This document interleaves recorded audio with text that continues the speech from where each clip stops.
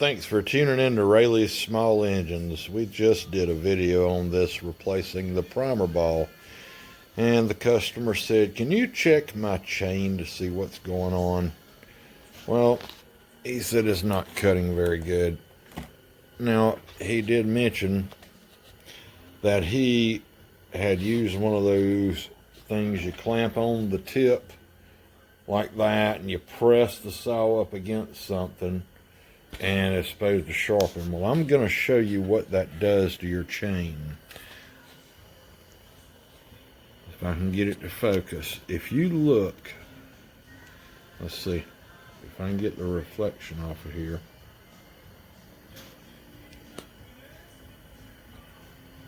There, now you can see it.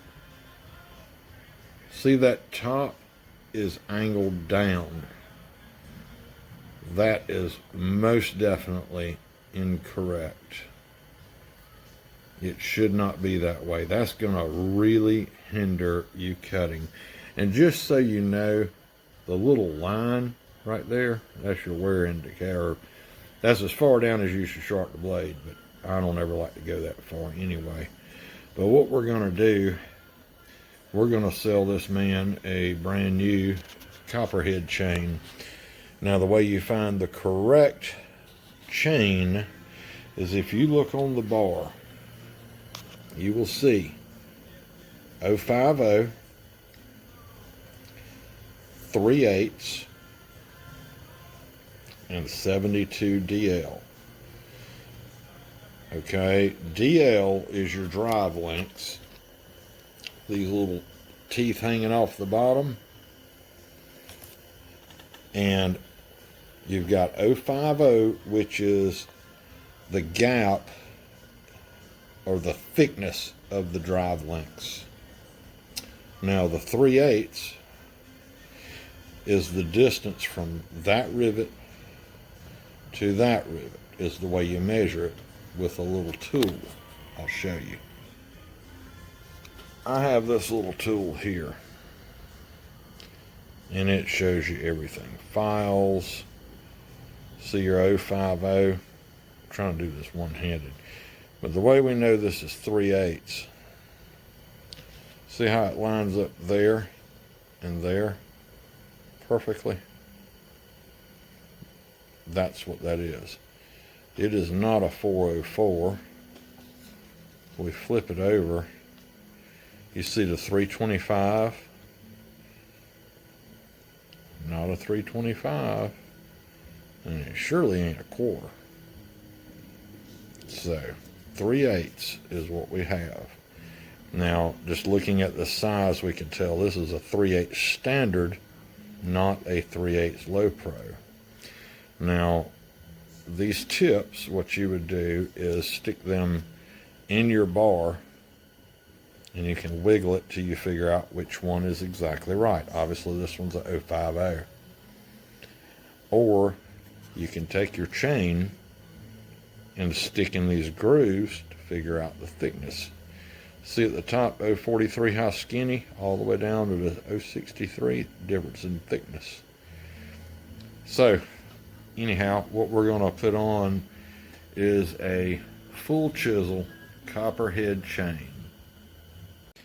I'm sorry, I told you wrong. This is a full chisel. You can tell this, see how the corner is very sharp. That is a full chisel. Now, these are excellent chains, but you get them in the dirt, it takes nothing to dull them. We're going to put on this guy a semi-chisel. See, it's not squared off. And I'm going to see the difference in a full and a semi chisel. If you happen to hit the dirt or something with a semi, it's not gonna dull as fast as a full chisel. So we're gonna put this on for this guy and tighten it up, and he should be good to go. All right, guys, thanks for watching. Or do y'all want to see me put this chain on? Y'all probably do. And look what I just saw. Look at that. It's not even in the groove of the thing. Maybe we ought to watch this on video. Hold on. Okay, I had to put y'all in the holder. 13 millimeter.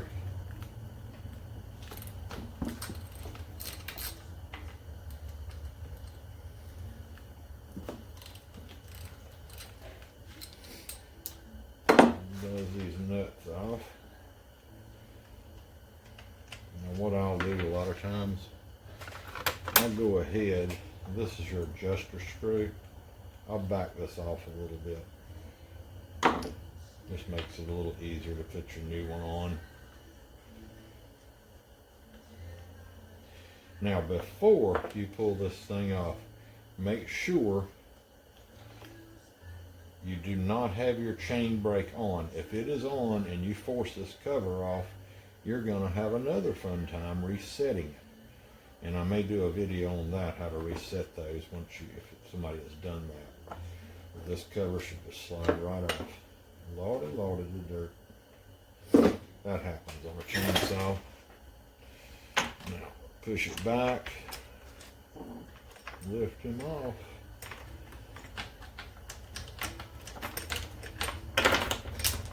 Throw your nuts on the floor. Fiddle around with it. There's your chain. Now, we want to also look at this bar and look at the wear. Make sure those are level. You could set these on a flat surface and be able to tell, you know, if they'll stand, basically if they stand up on a flat surface, they are even. I'll see them that they'll wear off to one side of this groove will wear shorter than the other, and that causes all kind of problems. Make sure that this is smooth also. Now there's a little tiny hole right there. You can shoot some stuff in there, some grease or oil, which will help. So all you do, I don't know why that was off. Let's inspect this clutch. Well, that clutch still looks really good. Okay. Get a new chain. Untangle.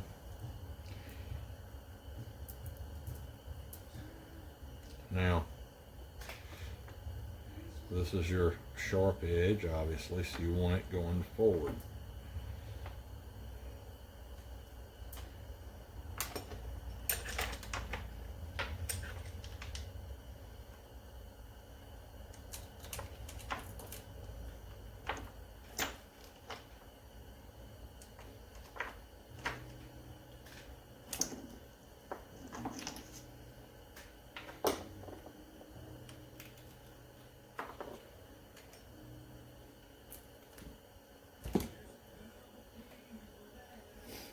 Okay, let's pop our cover back on.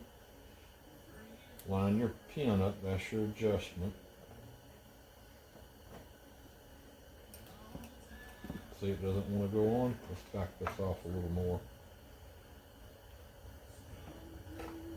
Slip right up there. Very easy to do. Now, excuse me on my squeaky chair. Where did my other nut go? There it is.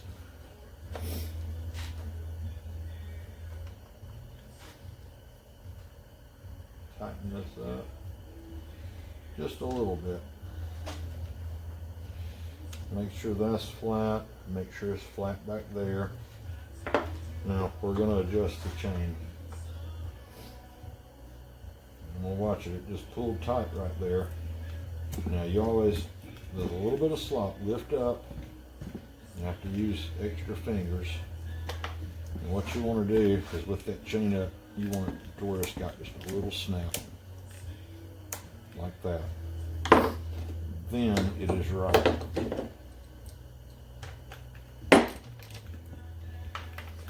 And hold your bar up while you are tightening. What you can do, saw goes forward with the bar on the table. Be careful not to damage your new chain.